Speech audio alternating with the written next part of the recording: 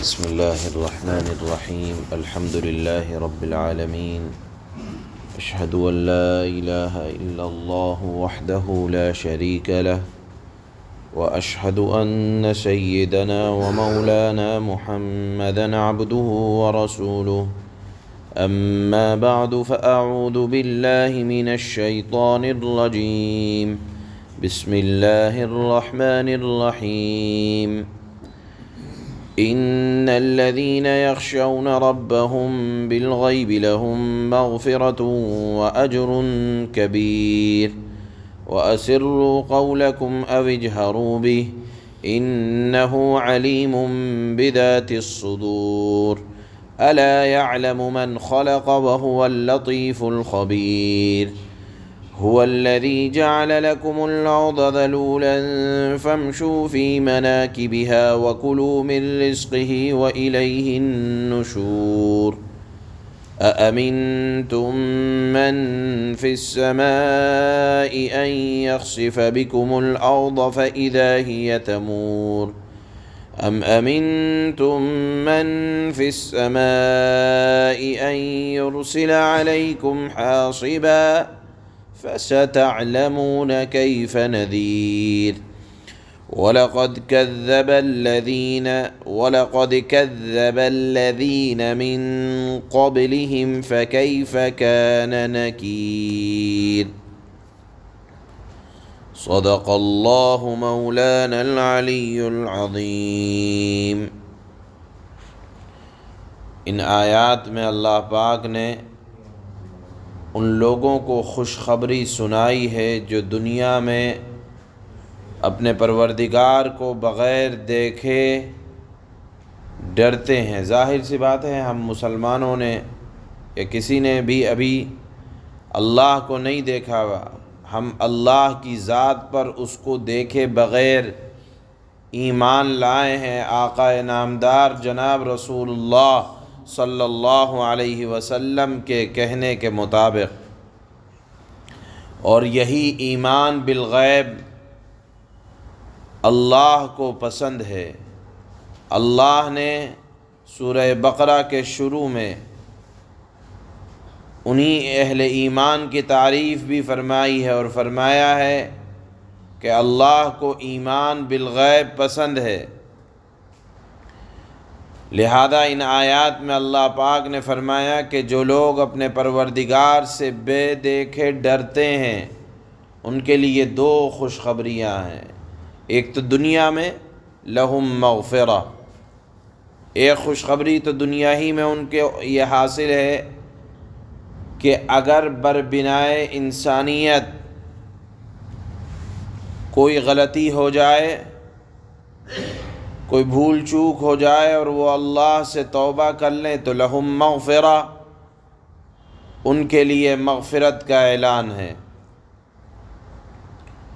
وَأَجْرٌ كَبِيرٌ، اور آخرت میں ان کے لیے اجر عظیم کا اللہ نے وعدہ فرمایا ہے۔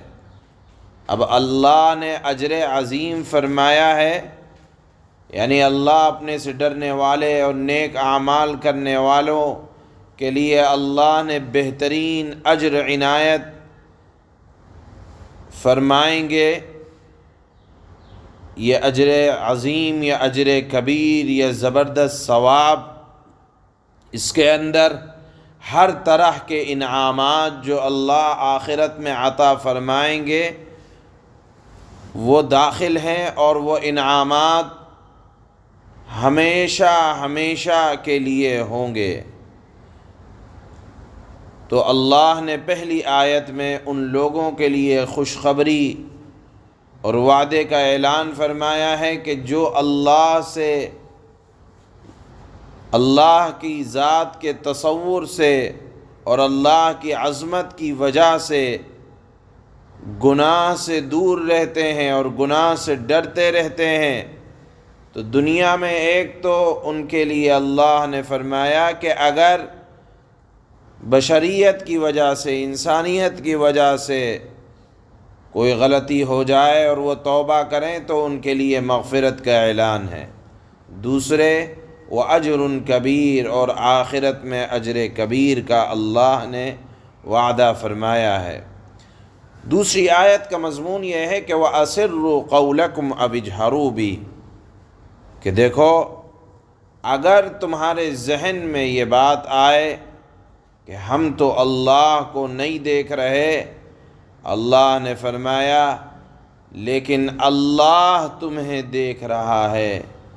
اللہ رب العزت والجلال اپنی بنائی ہوئی مخلوق سے غافل نہیں ہے۔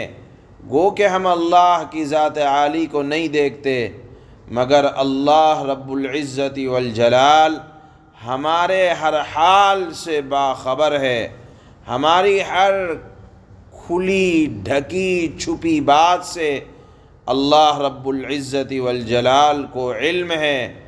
ہم تنہائی میں ہوں، خلوت میں ہوں، یا لوگوں کے درمیان ہوں، ہم اکیلے میں ہوں یا مجمع میں ہوں، اللہ رب العزت والجلال سب کی باتوں کو سب کچھ جانتے ہیں۔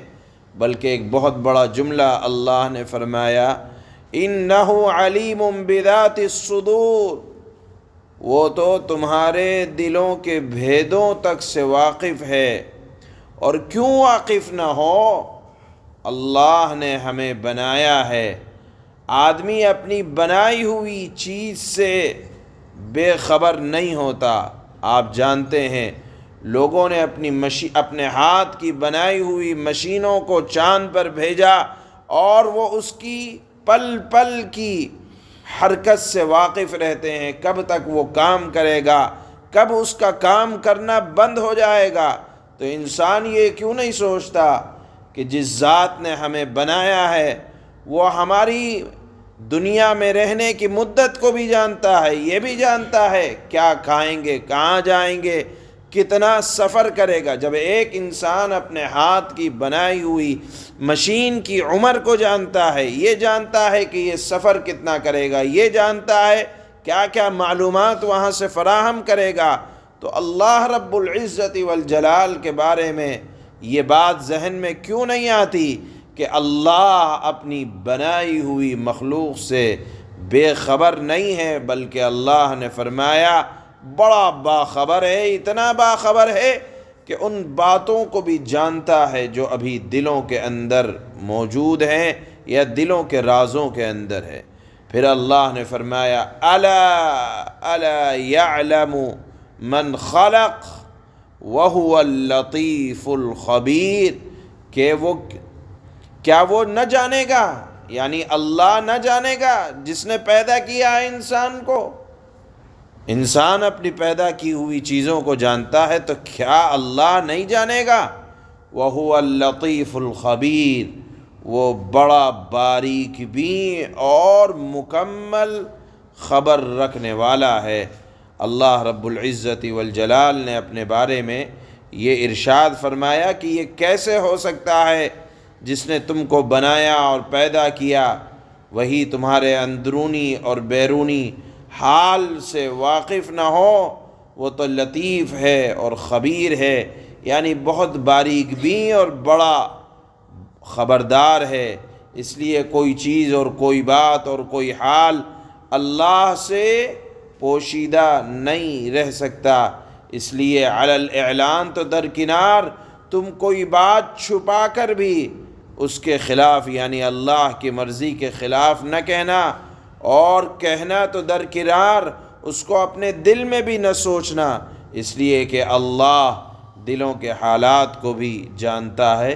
اس کے بعد اللہ نے اپنی نعمتوں کا ذکر فرمایا اور فرمایا هو الذی جعل لکم الارض ذلولا، اللہ فرماتے ہیں کہ دیکھو اللہ ایسا منعم ہے، انعام کرنے والا ہے کہ جس نے زمین کو تمہارے لیے مسخر کر دیا۔ مسخر کرنے کا مطلب یہ ہے کہ جہاں چاہو گھر بنا لو، نہ تو زمین کو ایسا دلدل بنایا کہ آپ کھود رہے ہیں عمارت نہیں بن سکتی، دلدل میں آدمی کا ٹکنا مشکل رہتا ہے، نہ ایسا سخت بنایا کہ کھود رہے ہیں تو کھدا نہیں جا رہا، اور نہ اللہ نے اس کو ایسا بنایا کہ آدمی اگر کچھ بونا چاہے تو بو نہ پائے۔ مسخر کا مطلب یہ ہے کہ جو چاہو تم اس میں کر سکتے ہو۔ گھر بنانا چاہو گھر بنا لو، پانی نکالنا چاہو پانی نکال لو، زمین کو ہموار کرنا چاہو ہموار کر لو، زمین کو باریک کر کے اس کو قابل کاشت بنانا چاہو قابل کاشت بنا لو۔ زمین کے اوپر زمین کے اندر اللہ نے نہ جانے کتنے خزانے رکھے ہیں، تم کھود کر اس کو نکالنا چاہو اس کو نکال لو۔ غرض یہ اللہ کا انعام ہے کہ اللہ نے زمین کو تمہارے لیے خادم بنا دیا ہے، مسخر کر دیا ہے۔ اب جو چاہو تم اس میں تصرفات کرو۔ اب چل پھر کر اگر دیکھنا چاہو زمین کو چل پھر کر دیکھو، اس میں سفر کرنا چاہو سفر کرو۔ فمشو فی مناکبہا، سو تم اس کے راستوں میں چلو پھرو۔ وکلوا من رزقی، اور خدا کی روزی میں سے کھاؤ اور پیو۔ لیکن ایک بات یاد رکھنا، وَإِلَيْهِ النُّشُورُ، یہ زمین کے اندر اللہ نے کھانے پینے چلنے گھر بنانے اور زمین کو اللہ نے تمہارے لیے مسخر کر دیا، لیکن اس کو مقصد اصلی نہ سمجھ لینا۔ یہ مت سمجھ لینا کہ بس یہاں آئے ہیں تو ہمارے آنے کا مقصد کھانا پینا روٹی کپڑا مکان، اس کو مقصد اصلی نہ سمجھ لینا، بلکہ وَإِلَيْهِ النُّشُورُ، یہاں آنا بھی چند روزہ ہے، یہاں کھانا بھی چند دنوں کے لیے ہے، یہاں رہنا بھی چند دنوں کے لیے ہے۔ یہ مقصود بالذات نہیں ہے، یعنی مقصود بالذات کا مطلب ہمیں بس اسی کام کے لیے نہیں بھیجا گیا۔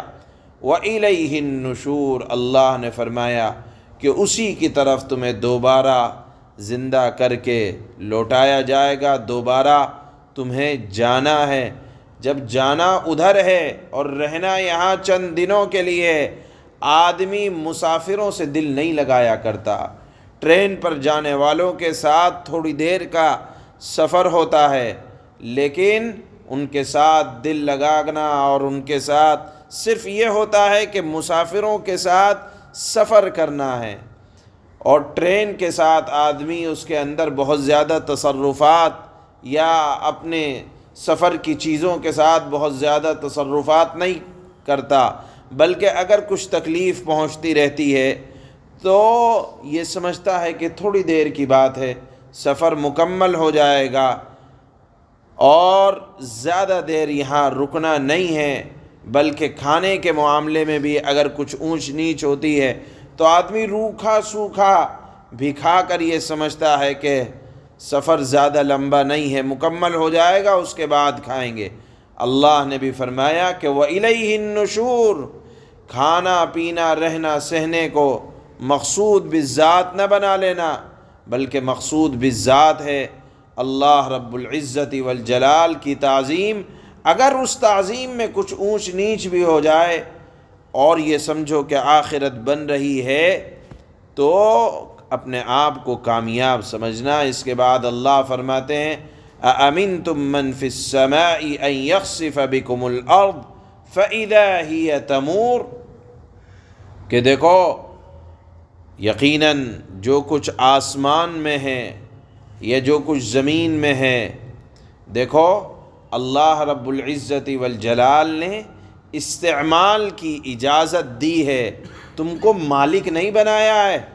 اگر اللہ نے زمین کے اندر اناج رکھا ہے یا اللہ نے زمین پر گھر بنانے کی اجازت دی ہے، زمین کو استعمال کرنے کا تھوڑا سا اللہ نے تم کو موقع دے دیا، تو اترا مت جانا کہ آج ہم زمین کے مالک ہو گئے، آج ہم فلانی چیز کے مالک ہو گئے۔ مالک اللہ کی ذات ہے، زمین اور آسمان میں حکم اللہ کا چلتا ہے۔ اللہ رب العزت والجلال فرماتے ہیں کہ جو لوگ آسمان کہ کیا تم لوگ اس سے بے خوف ہو گئے کہ جو آسمان میں ہے وہ تم کو دھسا دے، زمین میں دھسا دے، پھر وہ زمین تھر تھر ہو کر الٹ پلٹ ہونے لگے، یعنی زمین میں حکم اللہ کا چلتا ہے، بے خوف ہو کر اگر تم کو اللہ نے ذرا سے ٹکڑے کا مالک بنا دیا تو تکبر نہ کرنے لگ جانا۔ اللہ نے استعمال کی اجازت دی ہے، بہرحال مالک یہ اللہ رب العزت والجلال کی ذات ہے۔ پھر اللہ فرماتے ہیں ام امنتم من فی السماء ان یرسل علیکم حاصبا، کیا تم اس بات سے بے خوف ہو گئے کہ جو آسمان میں ہے، آسمان میں بھی حکم اللہ کا چلتا ہے، کیا معلوم کب ہواؤں کا جھونکا آ جائے اور وہ تم کو چورا چورا کر دے، یا وہ تم پر ایک ہوا تیز بھیج دے تو تم کو معلوم ہو جائے گا کہ میرا ڈرانا کیسا تھا۔ یہاں اللہ نے چونکہ زمین اور آسمان کو اور چاند سورج کو سب کو انسانوں کے لیے مسخر کیا ہے، لیکن ساتھ میں تنبیہ کی ہے کہ دیکھو اپنے آپ کو مالک یا بڑا مت سمجھ لینا، اللہ نے استعمال کی اجازت دی ہے، تصرف آسمان اور زمین میں، حکم آسمان اور زمین میں اللہ کا چلتا ہے۔ پھر اللہ نے فرمایا کہ دیکھو نافرمانوں کو بھی دیکھتے رہا کرو کہ جو لوگ نافرمان ہو کر گزرے ہیں اللہ نے ان کے ساتھ کیسا سخت معاملہ فرمایا ہے۔ یہ مضمون اللہ نے ان چند آیتوں میں جو آج تلاوت ہو رہی ہیں بیان فرماتے ہیں۔ اللہ شروع کی آیات میں اللہ اہل ایمان کے لیے جو بشارتیں ہیں وہ بیان فرمائی ہیں۔ اللہ فرماتے ہیں ان الذين يخشون ربهم بالغيب لهم مغفرة واجر كبير واسروا قولكم او اجهروا به انه عليم بذات الصدور الا يعلم من خلق وهو اللطيف الخبير۔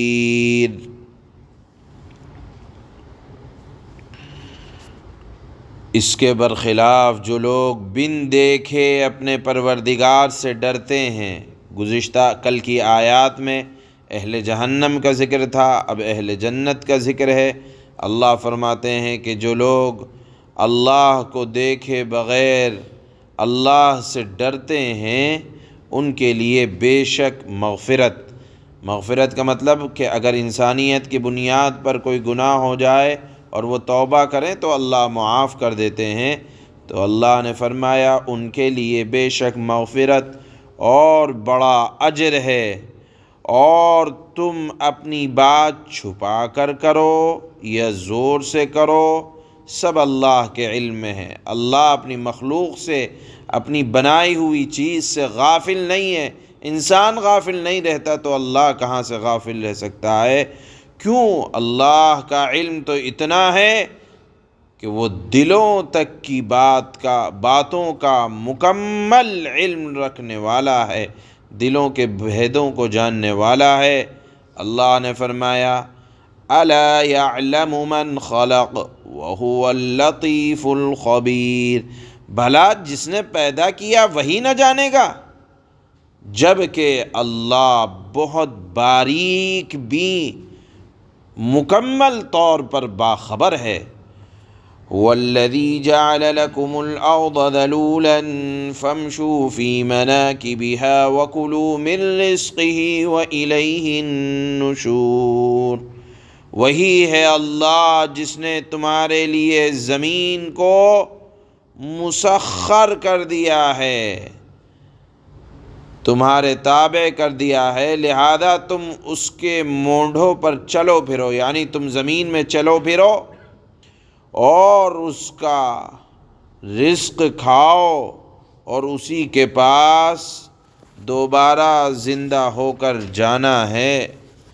أَأَمِنْتُمْ مَنْ فِي السَّمَاءِ أَنْ يَخْسِفَ بِكُمُ الْأَرْضَ فَإِذَا هِيَ تَمُورُ، کیا تم آسمان والے کی اس بات سے بے خوف ہو بیٹھے کہ وہ تمہیں زمین میں دھسا دے تو وہ ایک دم تھر تھرانے لگے؟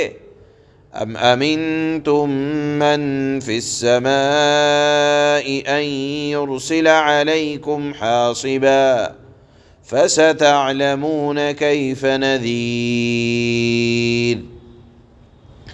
یا کیا تم آسمان والے کی اس بات سے بے خوف ہو بیٹھے کہ وہ تم پر پتھروں کی بارش برسا دے، پھر تمہیں پتہ چلے گا کہ میرا ڈرانا کیسا تھا۔